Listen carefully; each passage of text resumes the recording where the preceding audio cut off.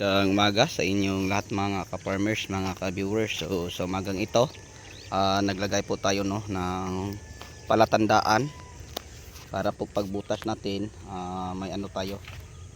Ito. So inano natin to mga ka-farmers, no. Pinapatalian natin kasi 'yon ang papatamaan pag ano nila. Huwag mong hugutin, baka umalis. So yan po mga ka-farmer, kasi yun lang ang ating ililipat. And then paglipat natin sa bandang gilid mga ka-farmer, share ko lang sa inyo, maglagay kayo ng linsa o linya. And then yung tali na ganito, doon nyo ipapatama. Yan, yun ang palatandaan. So tapos pag makita sa ating mga tauhan dito na magbutas gamit ang earth auger, so yan, sentro lang nila dyan mga ka-farmers. Sentro lang dyan. So yung ating gagawin din sa gilid ito, para po sa kalaman sa lahat.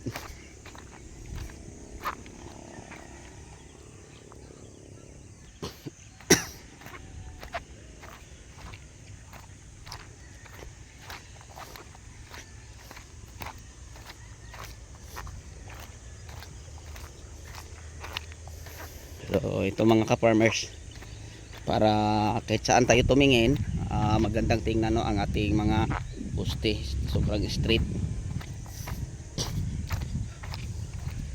So yun ang style namin mga ka-farmers. Ito, so naglagay tayo ng linya din yan.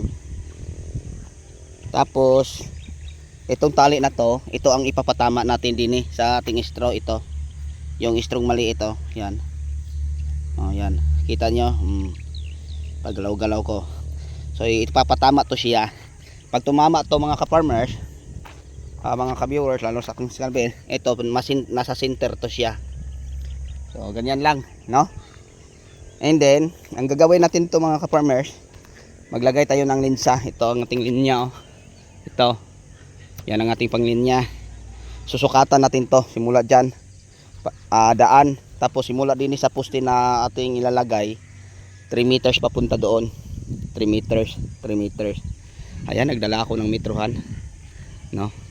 So yun po ang ating gawin, no? So ganun din mga ka-farmers, papunta doon. Then pagkatapos, hatiin ko to kasi yung panukat din natin is sa kamatis, at ito naman po sa ampalaya. So pwede ko to putulin din mga ka-farmers, no, sa gitna. And then ito lang ang ipapatama namin, yung palatandaan na ito. Okay. Ligaw nito dito dong banda dong katong pusti ha. Pagdalag earth auger dito, then kani hugtan kadapon butangi katupon. Bahala gag may nga kuan kani aron hugot ni. Kay pagkahuman ato ning putlon, atong sukdan dito paingon dito aron magpusti na din ta. Kato ilis dito pusti nga kanang dako kanang taas makita nato. So kailangan to mga ka-farmers na mataas na pusti para isikadulo, kasi mababa dyan, tapos din bababa, mataas yung banda na ito. Kaya ang linya natin mga ka-farmers na gagawin papunta doon, kasi pag nga dito mga ka-farmers, parang ang tubig, no, hindi, parang may mga tubig na maipon sa bandang gitna. So ang gagawin natin din ang ating linya simula doon papunta doon. And then din medyo mababa ng konti, maglagay lang tayo ng irrigation kanal para ang tubig bagsak papunta sa baba. So yun lang po siguro ang may share ko sa inyo patungkol dyan. Sana po yung video na ito ay nakakatulong po sa inyo, no? Kasi mga ka-farmers, mahirap pag wala tayong alam. Kaya bilang isang farmer na may busilak na puso na handang tumulong sa inyo, yan, ibabahagi ko po sa inyo. Diyan, kuha atong isang linya dito dyan. Kaya kalutan pa na dana. Dihara na nga pusti.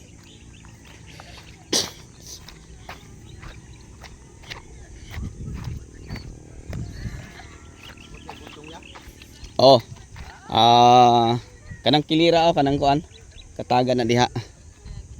Aman to si katot, agad check pa.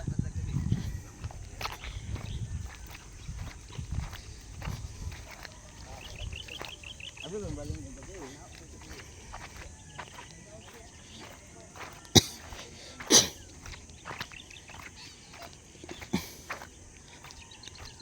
na yung mudagan dong.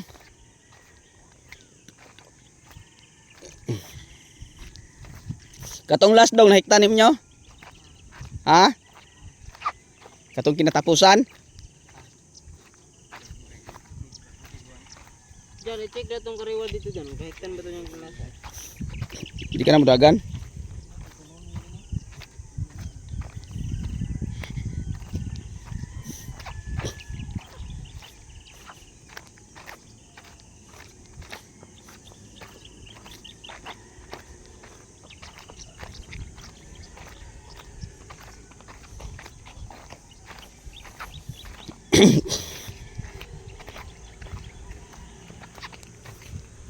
Wala.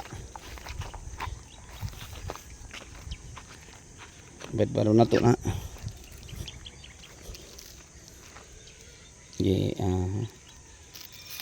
Bet bara. Meron sa likod. So dini banda mga ka-farmers, ang itatanim po natin din ay talong na, no? So ito po ang taniman natin ng layo, talong. Yan. Maluwang to mga ka-farmers. 1/2 hectare siguro dini banda, and then doon banda tataniman pa natin. Okay, so sa inyong lahat, mga kapwa ko ka-farmers, mga ka-viewers at saka sa aking mga subscriber, maraming salamat po sa inyong walang sawang pagsuporta at pagsupport no sa ating konting YouTube channel.